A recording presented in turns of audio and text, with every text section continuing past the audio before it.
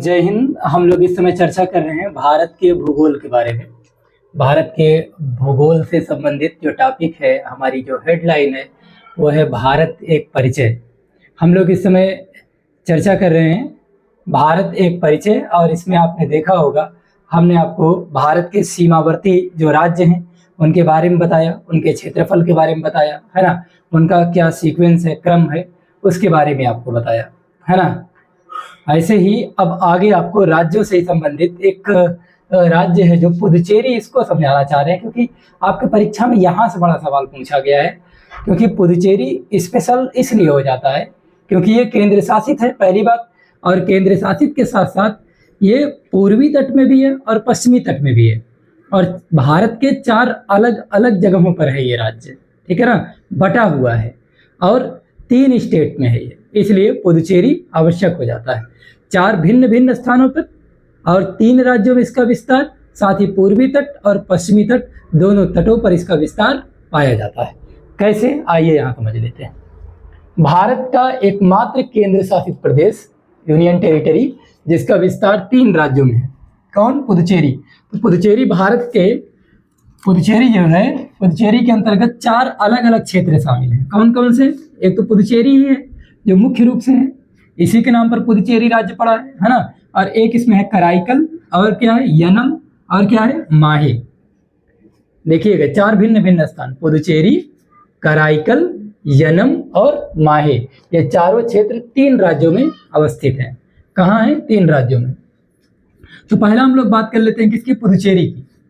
ये कहाँ है? तमिलनाडु की सीमा में कोरोमंडल तट पर अवस्थित है। तो कोरोमंडल तट कहाँ है? तो कोरोमंडल तट आप बताएंगे कि ये पूर्वी तट से संबंधित है क्या? कोरोमंडल, क्योंकि पश्चिमी तट से संबंधित है क्या? मालाबार वगैरह, वो सब मैं बताऊंगा जब तट पढ़ाऊंगा तब, ठीक है। तो अभी क्या याद रखेंगे कि कराईकल कहाँ है? तमिलनाडु में, ठीक है।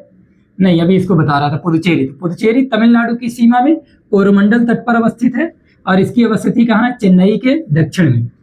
अरे तमिलनाडु में चेन्नई प्रमुख है ना, जैसे उत्तर प्रदेश में लखनऊ प्रमुख है, जैसे भारत में दिल्ली प्रमुख है, वैसे तमिलनाडु के लिए जो है चेन्नई प्रमुख है ना।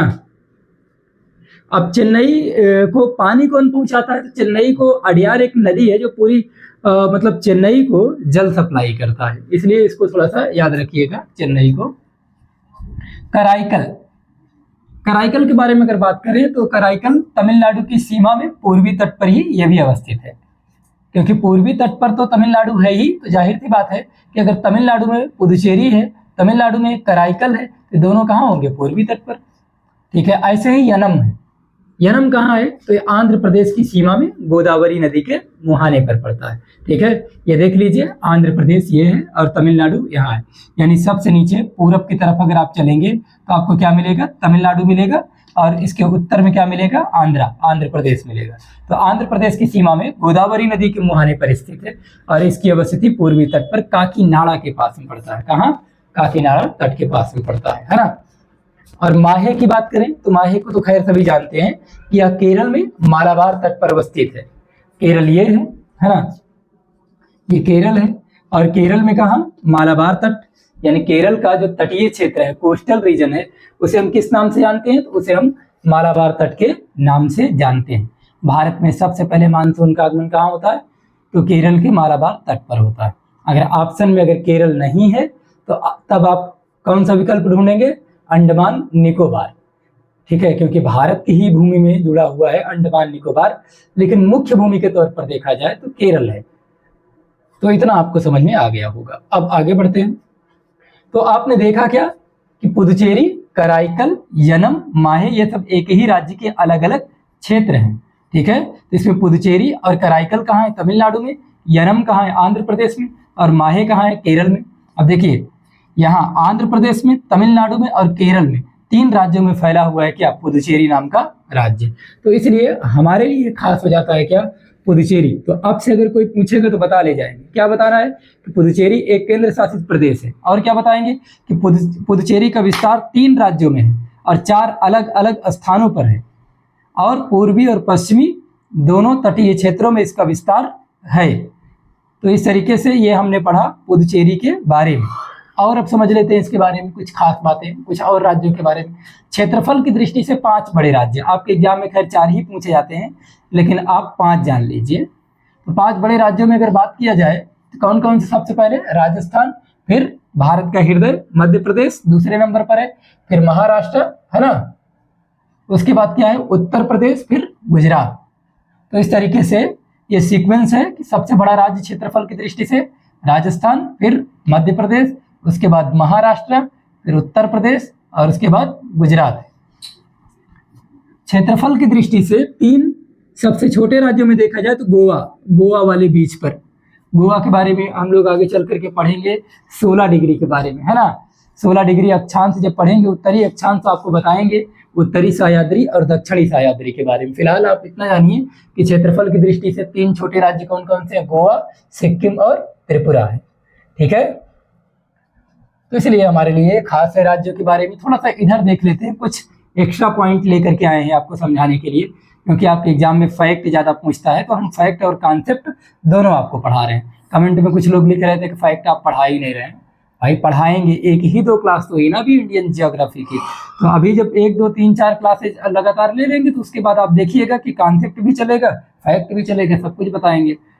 देखिएगा एकेडमी में हम लगातार ऑफलाइन जो है क्लासेज लेते हैं। अभी क्या है ना कि यहाँ थोड़ा सा नया अनुभव है, हालांकि पढ़ाने के क्षेत्र में नया अनुभव नहीं है, लेकिन ऑनलाइन के मामले में नया अनुभव है। तो आप लोग फीडबैक देते रहेंगे तो हम लगातार बेहतर करते चले जाएंगे, है ना, कि आवाज़ आ रही कि नहीं आ रही है, और क्या समझाना है, फैक्ट ज़्यादा चाहिए, ये सारी चीज़ें सुनिएगा इधर। अब इसके बारे में थोड़ा थोड़ा करके सभी लोग जानते हैं, लेकिन पूरी कंप्लीट जानकारी लीजिए कि 2019 में जम्मू कश्मीर राज्य के विशेष दर्जे, अर्थात जो अनुच्छेद 370 था, 370 की समाप्ति कर दिया गया, है ना। मोदी सरकार में इसका खात्मा कर दिया गया पूरी तरीके से। और इसके साथ ही क्या किया गया? संसद ने जम्मू कश्मीर पुनर्गठन अधिनियम 2019 के माध्यम से जम्मू कश्मीर को 2 भागों में बांट दिया, 2 राज्यों में कह लीजिए बांट दिया, या फिर आप कह सकते हैं 2 केंद्र शासित प्रदेशों में बांट दिया।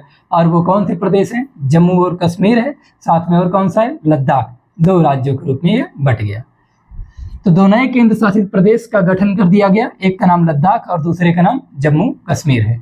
लद्दाख की बात करें तो यहाँ पर कौन सा जिला? कारगिल, और कौन सा? लेह जिले के भूभागों को इसमें शामिल किया गया है। और लद्दाख की राजधानी क्या है? तो लद्दाख की राजधानी लेह है। और दूसरा जम्मू एंड कश्मीर की बात करें तो केंद्र शासित प्रदेश जम्मू और कश्मीर की राजधानी क्या है? श्रीनगर है। ठीक है, तो ऐसे ही कुछ, जैसे हम कोर सेक्शन में आज बात करने आए थे पुदुचेरी के बारे में, लेकिन थोड़ा सा कुछ एक्स्ट्रा मटेरियल आपको दे दिए इधर। तो ऐसे ही आपको हम लगातार बताते रहेंगे भूगोल के बारे में।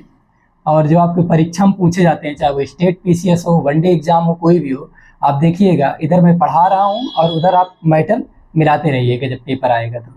ठीक है, गारंटी ले रहा हूँ कि आपके एग्जाम में प्रश्न आएगा, गारंटी ले रहा हूँ। ठीक है, क्योंकि मैं कुछ छोड़ूंगा नहीं, सब कुछ पढ़ाता हुआ चलूँगा। बस आप लोग कमेंट जरूर किया करिए कि क्लास कैसी लगी, ताकि हमारा भी मनोबल बढ़ता रहे। आज के लिए इतना ही रखते हैं। ठीक है, बहुत बहुत धन्यवाद।